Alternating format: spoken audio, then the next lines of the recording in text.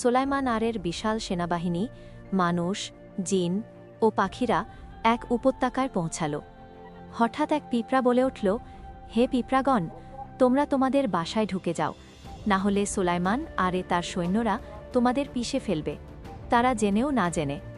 সোলাইমান আর এই কথা শুনে হাসলেন এবং আল্লাহকে ধন্যবাদ দিলেন। হে আমার প্রভু, আমাকে অনুগ্রহ করুন যাতে আমি তোমার অনুগ্রহ স্বরূপে শুকরিয়া আদায় করতে পারি, যা তুমি আমাকে, আমার বাবা মাকে ও তোমার সন্তুষ্টির পথে দান ও সদকা করতে পারি। আমাকে আমার রাজ্যে সৎকর্মী করে রাখুন। আমি তোমার নিকটে মুসলিমদের সর্বোত্তম করে প্রবেশ চাই। এই ঘটনা আমাদের শেখায় আল্লাহর ক্ষমতায় সব কিছু সচেতন, এমনকি সবচেয়ে ছোট প্রাণীও। প্রকৃতির চিহ্ন দেখুন, আল্লাহর শুকরিয়া করুন। এই ঘটনা নিয়ে আপনার মতামত কমেন্টে জানান। চ্যানেল সাবস্ক্রাইব করুন আরও এমন গল্পের জন্য। লাইক দিন যদি ভালো লেগে থাকে। জাযাকাল্লাহু খায়রান। আল্লাহ হাফেজ।